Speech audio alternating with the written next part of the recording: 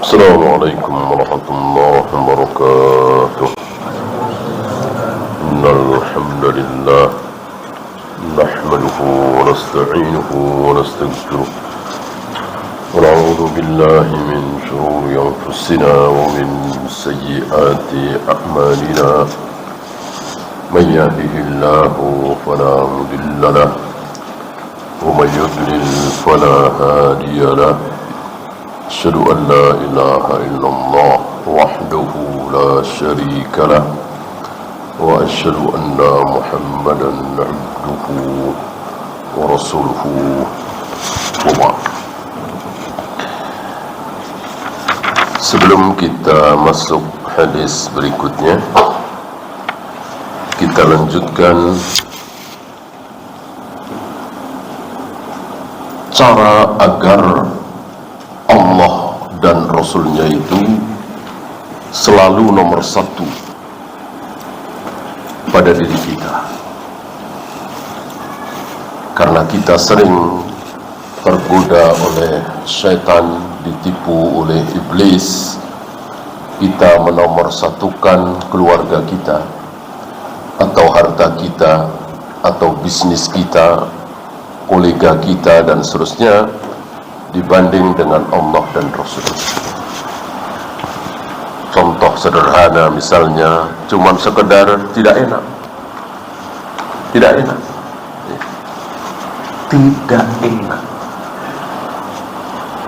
cuman karena itu. Lalu kita tinggalkan sunnah, kita tinggalkan kewajiban, kita melakukan yang haram. Segitu rapuhnya, tipisnya iman kita. Sekedar tidak enak, tidak mau menolak bahwa itu haram, tidak mau menolak bahwa itu batil, bahwa itu bid'ah. Hanya sekedar tidak enak. Gimana masalah uang, gimana masalah bisnis.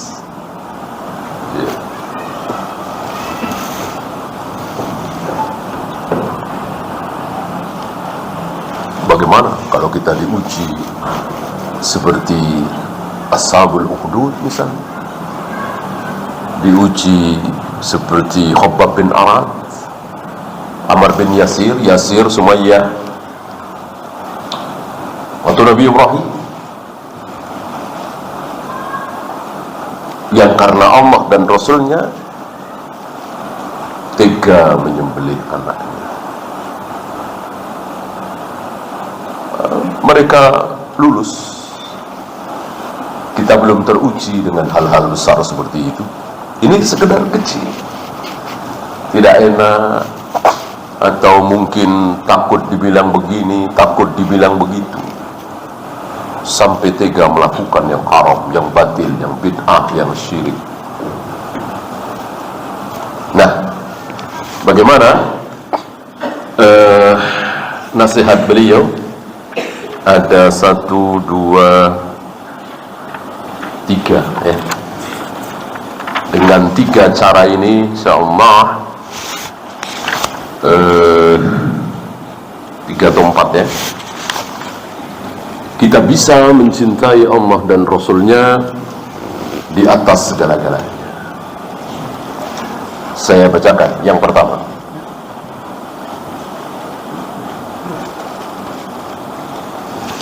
An tasbiqa mahabbatullahi wa rasulihi ilal qalbi kulla mahabbatin fatataqaddama jami'ul mahab kulliha. Mengedepankan, menomorsatukan kecintaan kepada Allah dan Rasulnya itu di hati kita. Tentu ini mudah diucapkan, tapi sangat sulit kita mendapatkannya. Sebagian orang sudah diberi oleh Allah rasa lezat, rasa nikmat, rasa bahagia ketika taat kepada Allah. Mungkin kita belum merasakan. Atau seperti anak-anak remaja ya, untuk sholat berjamaah di masjid saja harus terus diawasi oleh orang tuanya. tuanya meleng, nggak sholat berjamaah, orang tuanya nggak ada di situ, dia kemana? Ya. Jangan sampai kita seperti itu. Ada rasa butuh, ada rasa rindu. Maka salah satu di antara 7 golongan manusia yang akan mendapatkan naungan di akhirat nanti di padang mahsyar, rajulun mu'allaqun qalbuhu bil masajid. Seorang laki-laki, ini khusus laki-laki ya, perempuan tidak masuk,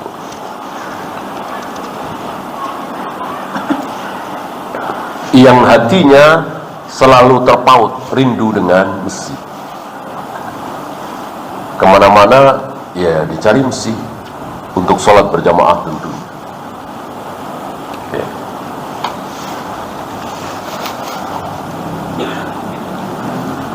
Dalam hal ini beliau bawakan ayat ke-24 dari surat At-Taubah. Qala Allah Ta'ala, Kul, perintah kepada Nabi alaihi salatu wassalam, Muhammad, katakan, In kana aba'ukum wa abna'ukum wa ikhwanukum wa azwajukum wa ashiratukum wa amwalun iktaraftumuha wa tijaratun takhsawna kasadaha wa masakinu tardawnaha. Muhammad, katakan kepada mereka semua, jika bapak kalian, anak kalian, saudara kalian, istri, keluarga, harta, perdagangan, tempat tinggal, lebih kalian sukai, lebih kalian pentingkan, lebih kalian nomor satukan, ahabba ilaikum minallahi wa rasulih, daripada Allah dan Rasulnya. Lebih menomorsatukan ayahnya, anaknya, saudaranya, istrinya, dan seterusnya. Apa kata Allah? Dan jihad ya. Allah, Rasul, dan jihad. Allah, Rasul, dan jihad. Ini semakna dengan 4 hal yang menyebabkan kemunduran kaum muslimin. Idza tabayatum bil 'inati, berjual beli dengan cara inah, memegang ekor-ekor sapi, maksudnya bangga dengan peternakan dunia. Waraditum bizar'i,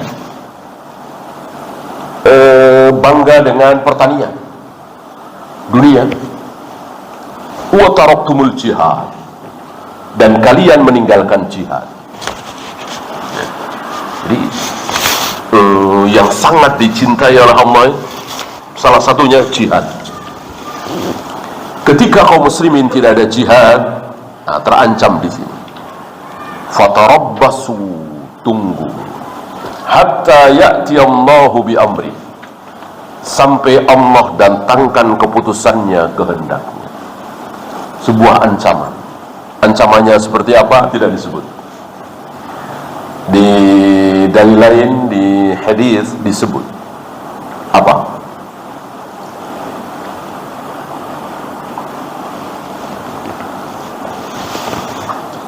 Hina,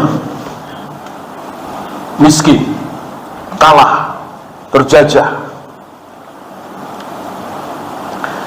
Dan Allah tidak angkat kehinaan itu, kemiskinan itu, hatta tarji'u ila dini, sampai kalian kembali kepada agama yang benar, agama yang dulu diamalkan oleh Rasul dan para sahabat, bukan agama yang diamalkan oleh kaum Mu'tazilah, bukan, kaum Asy'ariyah, Maturidiyah, Jahmiyah, Jabariyah, Rafidah, bukan, tapi kembali kepada agama yang benar, agama yang pernah dicontohkan oleh Rasul dan para sahabat, Ahlus Sunnah wal Jamaah, As-Salaf, Al-Firqatun Najiyah, Ta'ifatul Mansurah. Ketika kembali kepada ajaran yang benar, baru Allah akan tolong. Hatta tarji'u ila dinikum. Di sini hanya ancaman. Kalau kalian lebih mencintai ayah, anak, saudara, istri, keluarga, harta, perdagangan, dan seterusnya bisnis daripada Allah, Rasulullah, dan jihad, maka terancam orang yang tidak menyukai jihad, yang tidak ada cita-cita untuk berperang. Sementara dia belum pernah berperang. Man lam yaghzu wa lam yataqanna nafsuhu bil ghazwi. Barang siapa yang belum pernah berperang, ini ghazwah ya, bukan jihad dalam arti umum, ini betul-betul perang, bukan jihadun nafsi, bukan jihad dengan ilmu, betul-betul berperang. Barang siapa yang belum pernah berperang dan dia tidak ada keinginan sedikit pun untuk berperang, famata fi syu'batin minan nifaq, kalau dia mati, maka dia mati dalam keadaan cabang kemunafikan. Maka harus ada keinginan, cita-cita untuk berjihad. Dan jihad ini luar biasa, membuka pintu yang sangat lebar bagi kaum muslimin untuk menang, untuk jaya, dan cepat. Coba antum ingat-ingat, dari Nabi bersama para sahabat,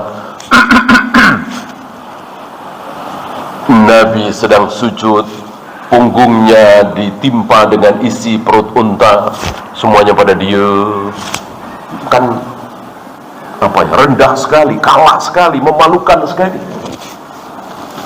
Ada Ibnu Mas'ud di situ diam, dan Nabi nggak marah. Ibnu Mas'ud diam, karena ya itulah, sedang kalah, sedang lemah ya. Sampai Heraklius Azimur Rum mengajak para pendeta, para pastor, para batrik untuk masuk Islam, dan mereka ketakutan. Berapa tahun? Berabad-abad? Enggak.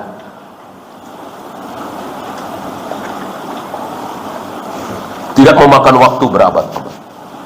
Cepat sekali, sangat cepat sekali. Jelas ini kehendak Allah. Asbabnya apa? Lantarannya apa? Jihad. Apalagi kalau bukan jihad. Betul-betul kaum muslimin ditolong oleh Allah. Dengan jihad, Romawi kalah, Parsi kalah, akhirnya berkuasa kaum muslimin. Seluruh apa yang ada di negeri kafir itu milik kaum muslimin. Betapa cepatnya itu. Cepat sekali. Ya. Nah, coba hari ini para tokoh muslim mau berbicara tentang kejayaan Islam, kemajuan Islam, kemenangan Islam, tapi tidak berbicara tentang jihad, gimana? Bagaimana? Mau mengejar ketertinggalan teknologi kita dari Jepang, kekuatan persenjataan kita dari Amerika, dari Rusia, sepertinya entah berapa ratus tahun, atau bisa terkejar, bisa tidak ya. Beda dengan jihad, Allah yang menolong. Nah, ini yang sedang tidak ada. Insya Allah nanti akan ada. Maka disebut di sini, ahabba ilaikum minallahi wa rasulihi wa jihadin fi sabili. Allah Rasulullah jihad, Allah Rasulullah jihad, itu harus lebih kita cintai daripada ayah, anak, saudara, istri, keluarga, harta, bisnis, dan seterusnya. Okay.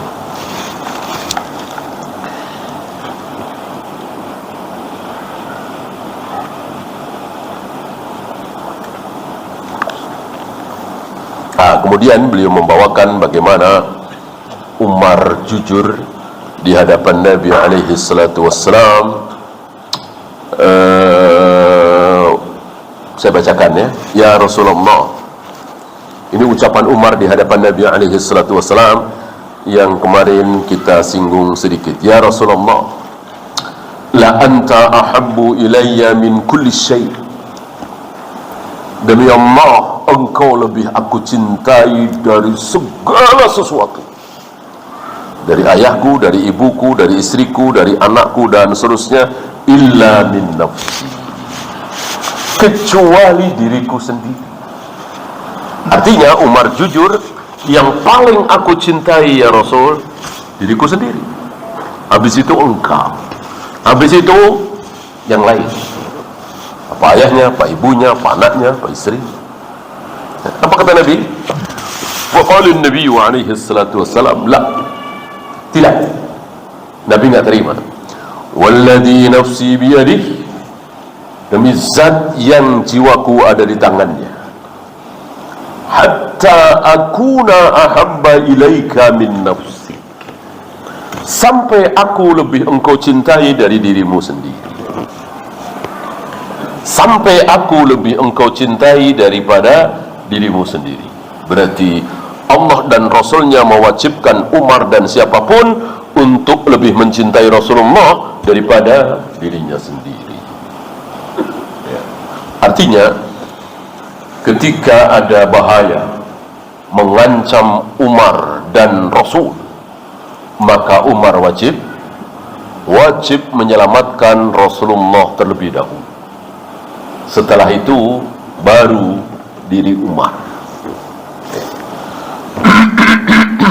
Ambil contoh misalnya, Umar dan Rasulullah berdua lalu dikejar harimau misalnya, akan lari. Maka wajib bagi Umar untuk mempersilahkan Rasulullah lari, dan Umar di belakang Rasulullah, siap mati diterkam harimau demi membela Nabi sallallahu alaihi wasallam. Dalam hal ini para sahabat sudah lulus ujian. Antum masih ingat apa yang dilakukan oleh Abu Bakar di dalam Gua Sur? Masih ingat? Menutup lubang ular. Ada ular di situ, ular berbisa. Rata-rata ular kan berbisa. Dengan nekatnya Abu Bakar memberikan tangannya menutup lubang itu, menggigit, menyakiti dirinya agar tidak membahayakan Nabi SAW. Dalam perang Uhud yang putaran kedua, ini kan luar biasa kaum muslimin.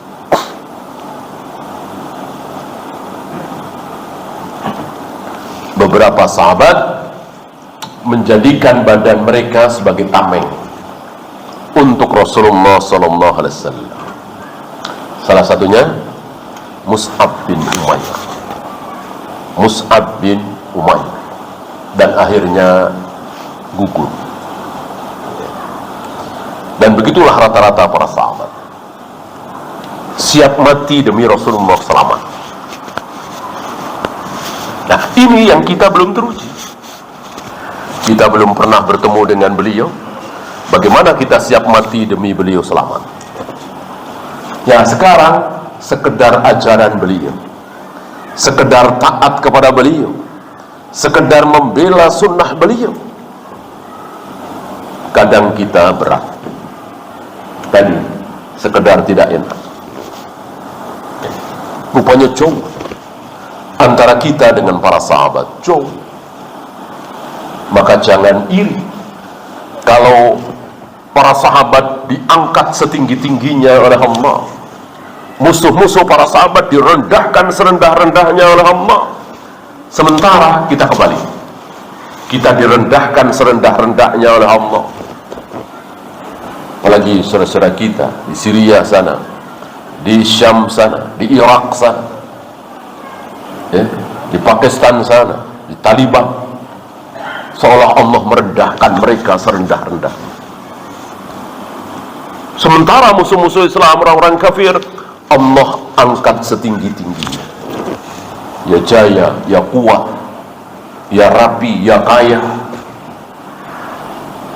Jangan iri, karena memang jauh sekali pengamalan sunnah antara para sahabat dengan kita.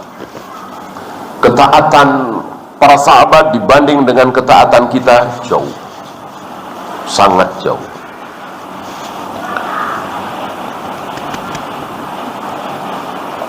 Faqala lahu Umar, demi mendengar Rasulullah mengatakan tidak, bahkan engkau harus lebih mencintai aku daripada dirimu sendiri, maka Umar mengatakan, fa innahul an, sekarang ya Rasul. Wallahi la anta ahabbu ilayya min nafsi, demi Allah engkau lebih aku cintai dari diriku sendiri. Nah, ini harus kita contoh apa yang diucapkan oleh Umar. Jangan seperti sebagian orang-orang alim, gimana saya belum mampu, gimana saya belum bisa, harap dimaklumi saya belum sanggup. Jangan. Bismillah, insya Allah. Kan banyak dari kita, saya belum sanggup, saya belum bisa. Jangan. Kalau itu sebuah ketaatan, apalagi kewajiban, iya. Ya secara secara perasaan kan tidak mudah merubah perasaan. Tidak mudah kan? Tapi karena Nabi yang menyuruh, maka Umar mengatakan, fa innahul an wallahi la anta ahabbu ilayya min nafsi. Demi Allah, engkau lebih aku cintai ya Rasul daripada diriku sendiri.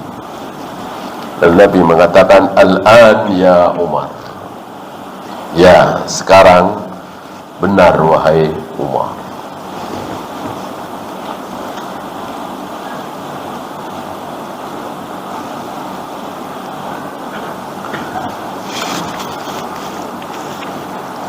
Kemudian dijelaskan oleh beliau agak panjang lebar bahwa ini bukan berarti kita tidak boleh merasa cinta, senang ketika bersama dengan anak, cucu yang lucu-lucu, tidak boleh bermain dengan mereka, sama sekali bukan itu yang dimaksud.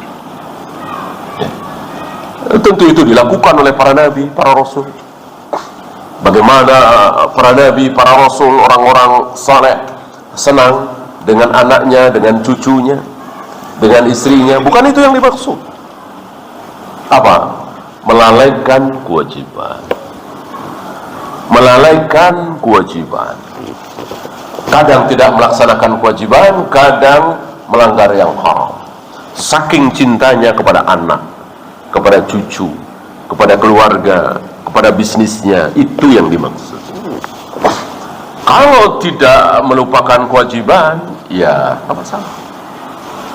Lagi asyik bercengkrama dengan cucu, lagi lucu-lucunya, terdengar adzan asar, langsung ambil air wudhu, ya nggak masalah. Nanti kembali setelah sholat berjamaah asar, kembali bercanda lagi dengan anak, dengan cucu, nggak masalah.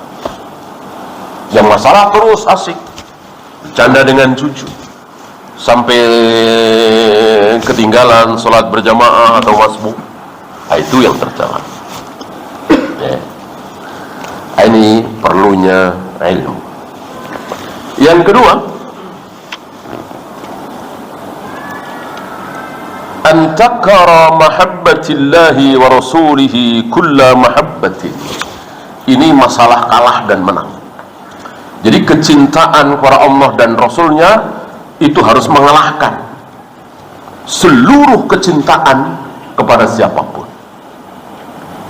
Ya. Dan sekali lagi ini juga mudah diucapkan, tapi sulit untuk dipraktekkan. Dan tentu Allah akan memberikan kepada orang-orang yang terus berusaha taat, terus berusaha taat, terus berusaha taat, ada perasaan. Gitu ya.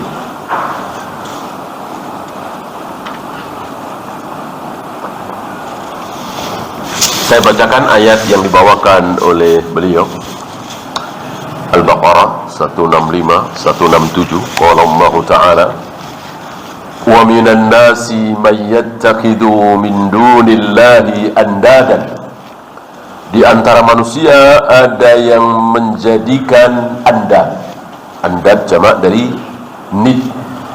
Nid, tandingan-tandingan. Di antara manusia ada yang menjadikan tandingan-tandingan min dunillah, selain Allah. Berarti tandingannya Allah.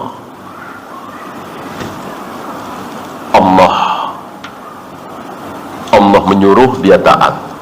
Si fulan menyuruh, dia juga taat. Nah, ketaatannya ini beradu. Ketika Allah dinomor duakan, sementara atasannya dinomor satukan, nah ini yang dimaksud. Tandingan itu sama seperti mereka mencintai Allah. Yang dimaksud oleh ayat ini siapa? Kaum orang-orang musyrik. Contohnya siapa? Abu Jahal, Abu Lahab. Nah, tahulah kita dari ayat ini dan ayat-ayat lain bahwa Abu Jahal, Abu Lahab cinta kepada Allah. Abu Jahal, Abu Lahab cinta kepada Allah. Tapi cinta pula kepada tandingan-tandingan itu. Apa tandingan yang dimaksud? Lata, Uzza, Hubal, Manat, dan seterusnya. Itu tandingan. Dan kecintaan di sini jelas cinta ubudiyah. Cinta ubudiyah, bukan yang kita bahas tadi. Cinta kepada anak, istri, cucu, keluarga, bukan. Ini cinta ubudiyah. Kalau cinta kepada anak, istri, cucu boleh, asal tidak mengalahkan hak Allah. Adapun cinta ibadah tidak boleh, haram mutlak. Gak ada istilah mengalahkan, gak mengalahkan. Pokoknya gak boleh. Cinta kepada Lata, Uzza, Hubal, Manat, keris, jimat, kuburan keramat, tidak boleh. Tidak boleh ada sedikit pun.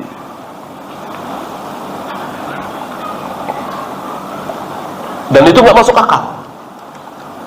Gak masuk akal. Sama dengan kita cinta kepada Allah yang gaib kan, gak masuk akal juga. Orang gak kelihatan. Ada di mana kita gak lihat. Gitu. Beda dengan cinta kita kepada anak, cucu, istri, pemandangan yang bagus, maka tidak dilarang, asal tidak mengalahkan hak Allah dan Rasulnya. Nah, ini nggak masuk akal. Ada bangunan kuno, kemudian di situ ada kuburan 3, ya, ada batu nisannya, kemudian diatepin, gitu ya. Baunya juga begitu, ya. Tapi ada rasa cinta, gitu. Pengen ke situ lagi, rindu, kangen, pengen ke situ. Ini nggak masuk akal. Beda kalau ada pemandangan hijau, ada mengalir sungai, jernih airnya, ada air terjunnya juga. Nah, kita suka, kangen, pengen ke situ lagi, ke situ lagi. Syirik apa tidak? Ya tidak. Manusiawi kan? Asal sekali lagi jangan mengalahkan hak Allah dan Rasulnya. Adapun mencintai kuburan keramat tidak boleh ada. Karena sekali lagi nggak masuk akal. Orang kuburan kok dicintai? Ya, nggak ada indah-indahnya. Iya kan? Masuk pemandangan indah berupa kuburan. Nah, ini yang dimaksud. Ini yang dimaksud. Jadi ada kecintaan pada diri Abu Jahal, Abu Lahab kepada Allah, juga kepada Lata, Uzza, Hubal, Manat yang berupa patung-patung itu. Ini sekali lagi sama sekali tidak boleh ada pada diri kita. Mencintai keris, jimat, kuburan keramat, dan seterusnya. Walladzina amanu asyaddu hubban lillah. Sedangkan orang-orang yang beriman itu asyad, yang dimaksud hanya cinta kepada Allah kalau ubudiyah. Tidak boleh ada selain Allah. Kalau fitrah sekali lagi boleh.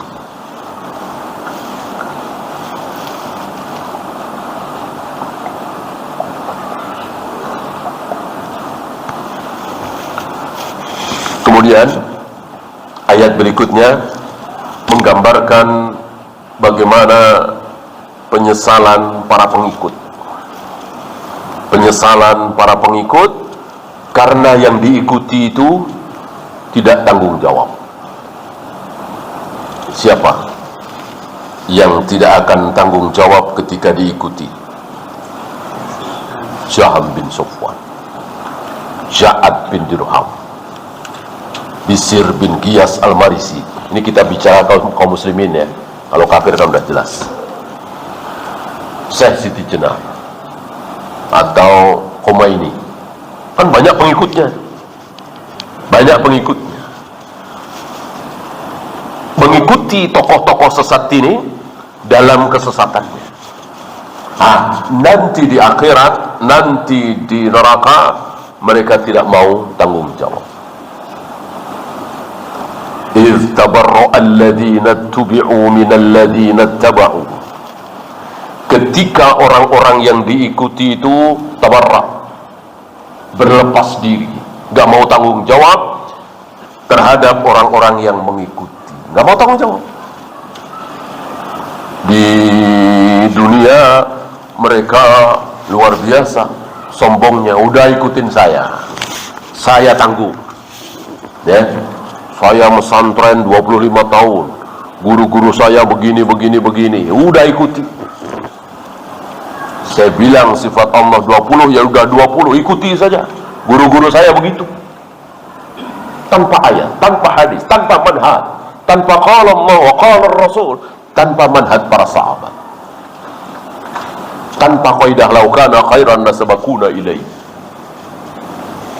Nah itu jualan mereka, dagangan mereka. Kami begini. Beda dengan Ahlus Sunnah. Surat sekian, ayat sekian, hadis riwayat fulan. Ini Rasul dan para sahabat tidak pernah melakukan. Rasul dan para sahabat begini. Kembalinya kepada Rasul dan para sahabat, bukan kepada tokoh masing-masing, ulama masing-masing, syekh masing-masing.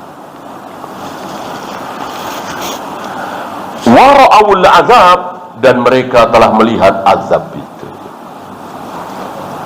Sebentar lagi mereka sudah merasa sebentar lagi tidak akan selamat dari azab itu.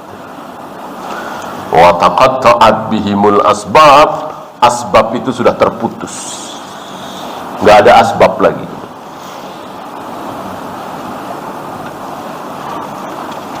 Wa qala alladziina ittaba'u, berkatalah para pengikut, orang-orang yang mengikuti para tokoh sesat itu, lau anna lana qarratan, seandainya kami diberi kesempatan sekali lagi, fanatabarra'a minhum, kami akan berlepas diri dari mereka, kama tabarra'u minna, sebagaimana mereka berlepas diri dari kami. Tahu begini kami tidak akan mengikuti mereka, mereka tidak tanggung jawab, berlepas diri dari kami, padahal kami mengikuti mereka. Beda kalau yang diikuti itu adalah Rasulullah SAW, ada syafaat. Kalau yang diikuti Nabi SAW, ada syafaat. Apakah pengikut Nabi ada yang berzina? Ada. Apakah pengikut Rasulullah ada yang minum khamar? Ada. Ada yang berjudi? Ada. Ada yang berbuat dosa? Ada. Ya. Tapi karena yang diikuti Nabi SAW dan dia belum sampai kepada syirik, maka ada syafaat. Ada syafaat. Ya. Ini hiburan bagi orang-orang yang berada di dalam sunnah, sekalipun di antara mereka ada yang berbuat dosa, bahkan dosa besar, ada jaminan ampun. Nah, kenapa? Karena mengikuti Nabi SAW. Masih ingat laki-laki yang mencium, memeluk wanita yang bukan istrinya. Lalu datang kepada Nabi alaihi salatu wassalam, siap untuk dihukum. Ya Rasul, aku telah melakukan dosa, aku telah perlakukan seorang wanita yang bukan istriku sebagaimana aku perlakukan terhadap istriku, hanya belum berzina. Tidak lama Nabi menyuruh qomat. Rupanya itu habis azan ya. Kemudian sholat. Nabi belum jawab. Selesai sholat, Nabi bertanya, siapa tadi yang mengatakan begini. Saya Rasul. Saya telah perlakukan seorang wanita yang bukan istriku, saya perlakukan seperti istriku, hanya belum berzina. Nabi balik bertanya, hal sallaita kama nusalli? Apakah engkau tadi sholat seperti caraku? Engkau telah wudu seperti cara wuduku?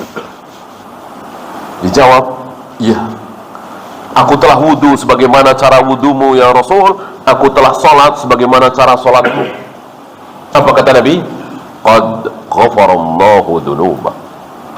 Allah telah mengampuni dosa-dosamu. Lihat, pengampunan dosa dihubungkan oleh Rasulullah dengan wudu mencontoh Nabi, salat mencontoh Nabi, melempar jumrah mencontoh Nabi, tawaf sa'i mencontoh Nabi, seluruh ibadah mahdoh mencontoh Nabi alaihi salatu wassalam. Ada jaminan dosa-dosa diampuni. Mafhum mukhalafahnya apa? Kalau sholatnya, wudunya, tawafnya, sa'inya, ibadah mahdohnya tidak sama dengan cara Nabi, tidak akan diampuni. Kan begitu ya? Jelasin. Ini bukan mengkias ibadah mahdoh, mengkias ucapan Nabi. Ibadah mahdoh nggak boleh ada kias. Ibadah mahdoh tidak boleh ada kias. Ini bukan sedang mengkias ibadah mahdoh, sedang mengkias ucapan Nabi. Sama dengan Nabi mengatakan, "I'tiqha fa innaha mu'minah." Merdekakan budak perempuan ini, dia beriman. Nabi mengatakan budak ini beriman setelah budak itu mengatakan bahwa Allah berada di atas langit, bersemayam di atas arsy. Kiasnya apa? Mafhum mukhalafahnya apa? Kalau budak ini mengatakan Allah ada di mana-mana, Allah ada di hati kita, tidak berada di atas, berarti budak ini tidak beriman. Ini tidak sedang mengkiaskan akidah. Kan berbicara Allah di atas, bersemayam di atas, kan masalah akidah, tauhid. Nggak boleh dikiaskan. Betul. Ini tidak sedang mengkiaskan Allah bersemayam di atas arsy, tapi sedang mengkiaskan ucapan Nabi SAW. Nabi yang mengatakan budak ini beriman karena dia meyakini Allah bersemayam di atas arsy. Ucapan Nabi ini dikiaskan dengan mafhum mukhalafah, bahwa jika budak itu mengatakan Allah ada di mana-mana, tentu Nabi tidak akan mengatakan budak itu beriman. Ya.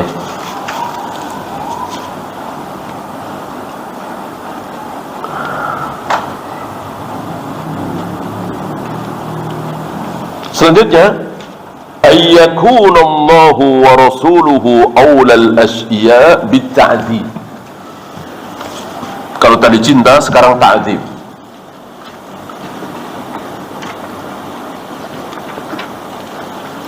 Apa?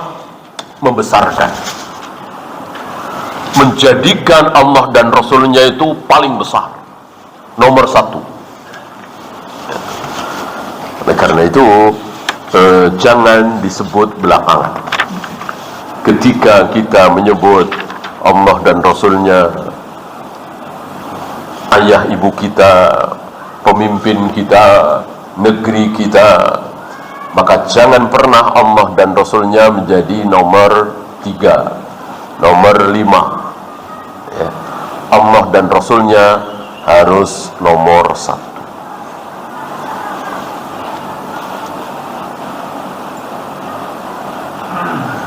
Dulu, barangkali antum masih ingat ya, tahun berapa itu, 90-an deh, ketika ada jajak pendapat di satu koran atau majalah. Di jajak pendapat itu orang-orang disuruh bebas memilih siapa yang paling dikagumi, siapa yang paling dicintai, siapa yang nomor dinasut. Ya tentu bebas. Ada yang bilang Pak Harto, ada yang bilang Soekarno, ada yang bilang Umar bin Khattab, ada yang bilang Rasulullah gitu. Ya entah jujur entah tidak, panitianya ini hasilnya kalau tidak salah nomor 1 Pak Harto ya, nomor 2 siapa, nomor 3 siapa, nomor Rasulullah nomor 11 kalau tidak salah, apa 10 gitu ya. Tentu ini penghinaan yang luar biasa, penghinaan yang mestinya jangan dibawakan. Untuk Rasulullah ya jangan ditulis, walaupun ada yang milih ya. Ini tentu selamat. Atau mungkin dijajak pendapat itu kecuali Rasulullah jangan dipilih. Karena pasti nomor 1 kan, harus nomor 1. Walillahil hamd. Nggak lama di penjara, ya kan? Pimretnya itu sehari atau 2 hari. Ya, ini salah satu janji Allah. Siapa yang coba-coba mencemooh Nabi, menghina Nabi, meledek Nabi, tidak nunggu lama, hancur, binasa, dipermalukan, mati. Oleh karena itu ketika para sahabat dalam sebuah peperangan nggak menang-menang, musuh terlalu kuat, nunggu-nunggu kapan nih musuh mencela Rasulullah. Sebab kalau mencela Rasulullah, mencaci maki Rasulullah, nggak selang lama dihancurkan oleh Allah. Dan itu terbukti. Ya, belum lama di Prancis, di Jerman, di Denmark, atau masuk di negeri kita. Ya. Kalau Allah tidak, Allah masih biarkan. Kalau Rasulullah yang dicaci maki, tidak lama. Ini salah satu contohnya di negeri. Ya, silakan azan dulu. Sallallahu ala Muhammadin sallallahu alaihi wasallam wa akhiru da'wana alhamdulillahi rabbil alamin.